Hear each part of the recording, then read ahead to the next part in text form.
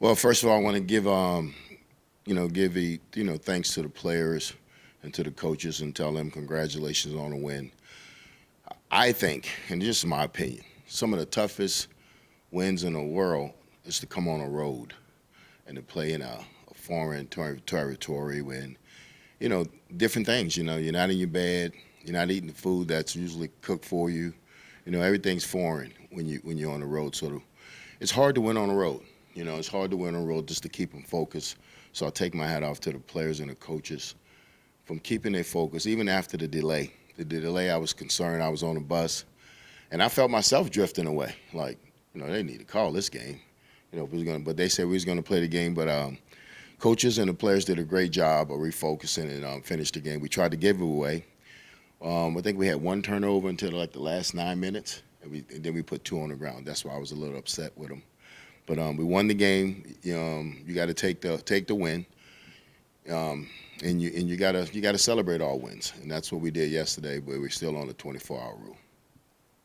Really seemed like the run game, differently, I guess, approach-wise than what we've seen. Trey, I think, at 25 carries. It's kind of been a little bit more split here recently. Like, do you anticipate he's going to be kind of more that bell cow type of guy moving forward? Or? Well, that's what I bought Trey here to do, is to carry the ball 25, 20. He's older. We tried to get the young kids some playing time to get them, because when Trey leave, we still have to have some kids. So now it's October, so it's a little cooler right now.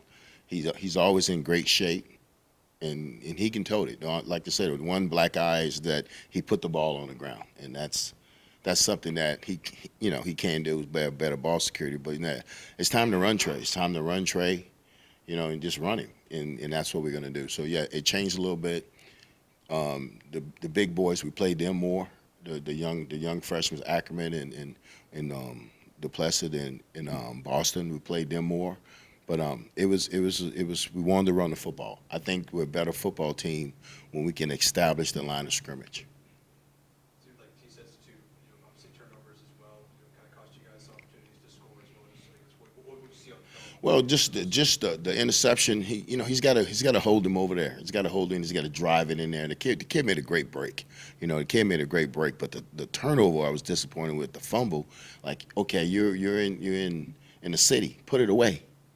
Put it away. Hands are gonna swipe at the ball. So I was disappointed in that.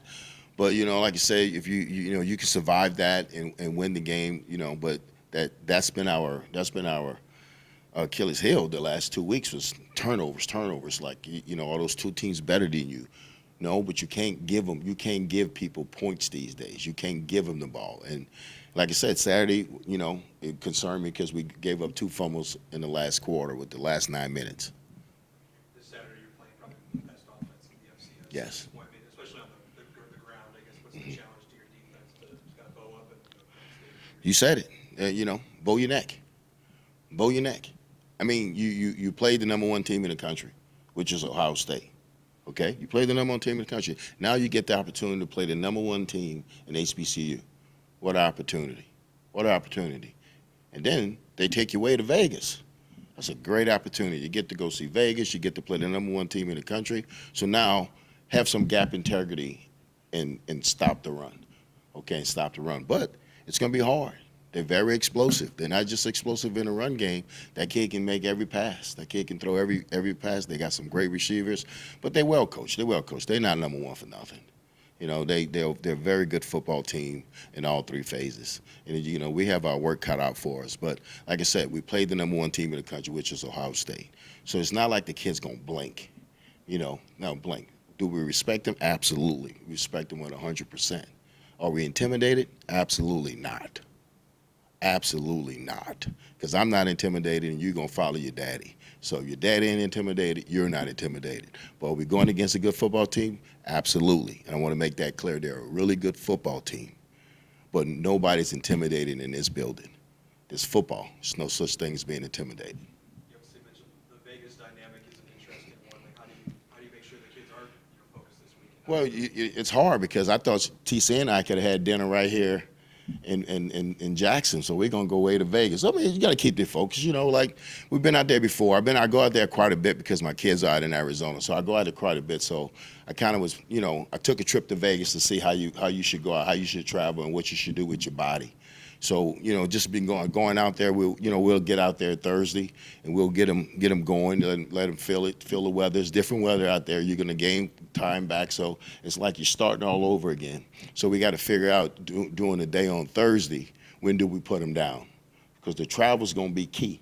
Anytime you jump 2 time zones, travel's going to be key. So I'm glad the administration understood that we need to go out there on Thursday instead of Friday and playing Saturday. So we should be okay by the time it comes Saturday. We won't be okay Thursday, we won't be okay Friday. But Saturday morning when you wake up, you should be okay once we put you on a routine. Now they gotta listen to us. And listen to when we say go to sleep, eat, hydrate. Now, if they're going to do that, then we're going to be fine. Lindsay was a guy that you guys held over from last year. I think he's got 4 picks this year, obviously 2 on Saturday. What have you seen from him? Well, Complimenting Blake in that secondary as well. When Tally went down, you know, I asked him to give me their best 5. And he was one of their best 5. So he was the one, he played a little safety at Southeastern, so we moved him back to safety. He's a great cover guy, we know that. But he's also a physical kid. I think his natural position, you know, and will be safety if he plays on the next level. That it's going to be safety because he can do both. He's physical and he can cover and he has range, and he showed that. So, you know, we take my hat off to Coach Dale Lee Collins and Jason Rollins, you know, and Willie Mack, because they did a great job with the kid. There are no further questions. Thank you.